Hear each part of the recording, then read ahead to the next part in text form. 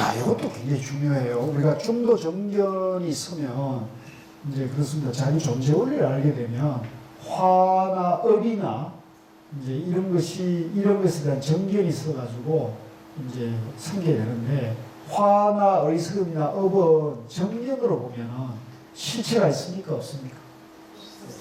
정견이 보면은 내가 없으니까, 내가 원래 없잖아요? 내가 원래 없는데 내가 있다는 데서 화가 나는 거고, 어리석은 거고, 업이 생기는 거니까, 이걸 정견으로 보면은 실체가 없죠. 그래서 화가 날 때, 남이 나를 욕할 때 어떻게 대처해야 되느냐. 굉장히 중요한, 우리 삶에 있어서 굉장히 중요한 문제잖아요. 화가 날 때, 남이 나를 막 핍박하고, 억압하고, 업수 여기고, 속된 말로 갈구고, 그래서 모함하고 이럴 때, 내가 그걸 어떻게 대처하느냐.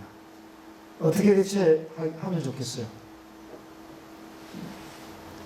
같이 싸워요? 맞짱 떠요?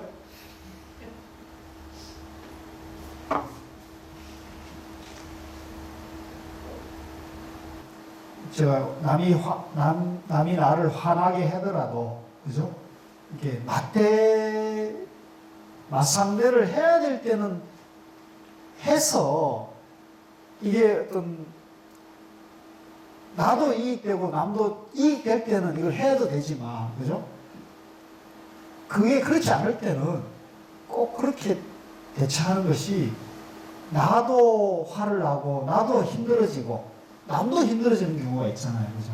그래서 그런 걸 지혜롭게 잘 판단해야 될 것 같아요. 그죠? 내가 이제 상대방이 나를 그렇게 했을 때, 여기에 대해서 내가 대응을 어떤 방식으로 하느냐가 굉장히 중요한데, 아까 다시 말씀드리면, 가장 좋은 것은 이제 피하는 게 상수예요. 부처님은 이제 그것을 연기무아의 입장에서 대처하셨어요. 그래서 그 부처님의 그런 일화가 있어요. 어느 마을에 이제 정법하러 다니면서 마을을 쭉 다니는데, 어느 마을에 갔는데, 거기들은 이제 브라만들이 이제 모여 사는 동네에 가지고, 부처님이 이제 마을 입구에 있는 그 그늘진 나무 아래에서 동네 사람들이 모여 있는 데를 가는데, 그 부처님이 이제 오니까 그 그늘 밑에 쉬지를 못하게 하는 거예요. 부처님을 쫓아내는 거예요. 쫓아내서 부처님 하는 수 없이 땡빛에서 쉬고 있으니까, 태연하게 땡빛에서 쉬고 있으니까, 그 브라만들이 너무 좀 안쓰러운가 봐요. 그러니까 이제 말을 걸었다는 거 아니에요? 그 말을 걸었더니, 저분이 어디서 왔느냐고, 그래서 좀, 이런 사람이라고 그렇게 얘기하니까, 자네는 우리가 이렇게 내쫓고 수모를 주면은, 보통 사람은 떠나버리거나 아니면은 대들고 하는데, 왜 자네는 태연하게, 그렇게 편안한 표정으로 그 땡볕에 앉아야 그러냐고 이렇게 물으니까, 부처님께서 어르신네, 제가 말씀 하나 드려도 되겠습니까? 그러니까 해보라고 그랬더니, 제가 저 아랫동네에 갔더니 그늘에 들어오게 하고 해서, 또 여행자가 왔다고 물도 떠주고 이래가지고, 제가 그게 너무 고마워가지고 좋은 말씀을 좀 해드렸더니, 또 그게 고맙다고 동네 사람들이 저인데 여행 다니면서 뭐 필요한 거 하려고 이제 선물을 줬다는 거예요. 선물을. 근데 제가 보다시피 수행자고 여행을 다니는 사람이기 때문에 그런 선물이 제가 필요가 없어서, 그 선물을 제가 받지 않고 다시 돌려주고 왔노라고 이렇게 얘기하는 거예요.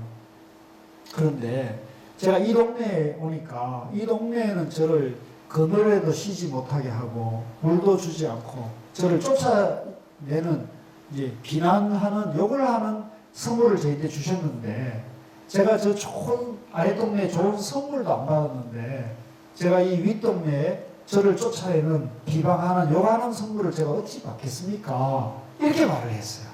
그랬더니 그 얘기를 듣고 여러분들이 충격에 빠져가지고 사과를 하고 참회를 했다는 얘기가 있거든요. 그러니까 이 얘기에서 이제 우리는 많은 그 지혜를 얻어야 돼요. 누가 나에게 욕을 하고 비난을 하더라도, 그죠?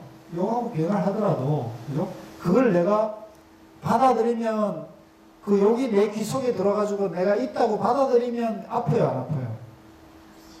그 얘기가 듣는 순간에 내 마음이 아프잖아요. 그죠? 상처가 나잖아요. 그래서 이 상처를 이제 해결하기 위해서 다시 나도 이제 보복의 화살을 쏘게 되겠죠. 그죠? 보복의 화살을 쏘게 되고, 그러면 또 그것이 또 화살이 오가면서 끝없이 이제 인과의 이제 악업을 짓게 될 수밖에 없겠죠. 그러니까 이제 화살이 저쪽에서 날아오면 맞아야겠습니까? 피해야겠습니까? 일단 피해야 돼요. 용이라는 화살이 날라와도 내가 연기고 뭐하다, 나라고 할 것이 없다, 이렇게 정견을 다 써야 되는 거죠. 그러면 그 정견이 바르게 서 있는 상태에서는 평상심을 유지할 수가 있는 거죠. 물론 이제 그 수련의 정도에 따라 가지고 언짢은 정도가 있을 수도 있죠. 그렇지만 그렇게 봐야 되는 거죠. 내려갈 것이 없는데, 아, 저 사람이 착각에 빠졌어. 본래는 저 사람도 부처인데 착각에 빠져가지고 나를 욕하고 있구나. 그러니까 저 사람이 착각해서 본래는 부처님인데 착각에 빠져가지고 저런 욕이라는 업을 짓고 있으니까 내 입장에서 보면 안타깝잖아요. 그러니까 이걸 이제 우리가 연민이라고, 따라해서 연민이 바로 자비심이에요. 자비. 안타깝구나. 연민한 마음. 그래서 이제 상대가 그런 행동을 해왔을 때요, 이제 그 악으로 대하게 되면, 독으로 대하면, 내가 화로 대하게 되면 내 안에 화라는 독이 퍼지거든요. 내 안에도 열이 나잖아요. 그러면 이 스트레스가 생겨가지고 그게 내가 있다고 생각하면 이게 화가 나가지고 열이 나면은 병이 생겨요, 안 생겨요? 병이 생긴다고. 독이 내 안에서 독이 자라는 거잖아요. 그러니까 그쪽에서 그런 화살이 날아와도 내가 염기고 무하다. 본래 완전한 존재인데, 저 사람도 본래 완전한 존재인데 착각해서 저렇게 하는구나 하면서 연민으로 대하게 되면 내 안이 마음이 편안해지면서 상대를 연민으로 대하는 편안한 마음, 감정이 내 안에 있으니까 독보다는 좋지 않겠어요? 그게 평상심인 거죠. 그러면 그게 빨리 지나갈 수가 있어요. 아시겠죠? 이게 제 얘기에 수긍하십니까? 그런 거 한번 해볼 수 있겠어요? 뭐 안 해봐도 괜찮아요. 뭐 안에 독을 품고 사시면 안에 독을 품고 사시려면 뭐 어쩔 수 없는데, 이제 뭐 제가 뭐 어떻게 할 수 있는 것도 아니지만, 그죠? 네, 여러분들에게 저는 이 부처님의 지혜, 중도 정견의 그 연민하는 방법, 그죠? 이게 저는 굉장히 좋다. 저도 굉장히 효과를 많이 봤어요. 저도 아주 그 어려운 때가 많이 있었는데, 이 그런 뭐 가장 믿었던 사람의 배신, 뭐 이럴 때는 그런 게 있지 않습니까? 살아가다 보면 우리가 이제 누구든지 마주할 수밖에 없는 그런 크고 작은 일들이 있지 않습니까? 그때 이제 이런 정견으로 연민하는 것, 가장 가까웠던 사람의 배신을 연민으로 대하는 거죠. 그러면 이제 내가 나를 지키는 거고, 또 상대하고 불필요한 악업을, 그죠?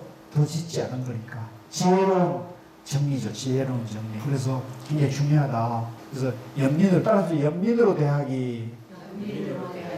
네, 요거는 여러분들이 꼭 실천을 하시면 분명히 삶을 살아가는 데 굉장히 도움이 됩니다. 그래서 우리 성철 스님께서 하신 말씀, 우리 불교의 근본에는 용서가 없다.